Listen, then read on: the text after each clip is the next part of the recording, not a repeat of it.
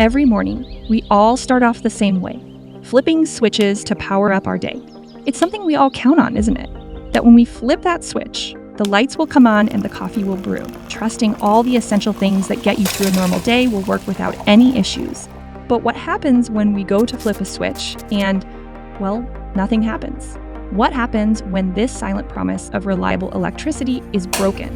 In an instant, our daily lives would be turned upside down. Nights would be very dark. Food supplies would spoil, our debit cards would no longer work, and our businesses would have to close their doors.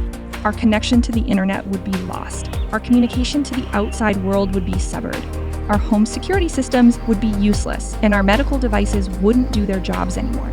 We'd become so reliant on electricity that without power, most of us would be pretty helpless, wouldn't we? Electricity is so fundamental to our daily lives, yet so easily taken for granted. To support our country's power demands, our grid should be at a level that's comparable to a metaphorical electricity highway. At the very least, we should be actively modernizing it to be at this level. But anyone who's seen it up close will tell you that our grid's actually more like a tired old road full of potholes and cracks. In other words, our grid is wearing out, and if it breaks down, it will hit all of us hard.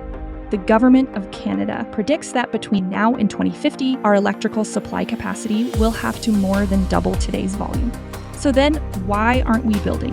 Projects continue to be delayed, held up in approvals, or halted indefinitely, like the Atlantic Loop in the Maritimes. But in order to begin these projects, there are a lot of complicated factors that need to be determined. Pieces that connect the electricity companies, regulators, and federal, provincial, and Indigenous governments. But there is one more very important stakeholder that needs to help us push this process along. And that stakeholder is you. The future of our energy supply isn't just in the hands of policymakers. We need to be sure-footed and work forward together as a society, acting with the consent and active participation of everyone. Visit our website to learn more about the importance of our grid and follow us on social media to be part of the conversation.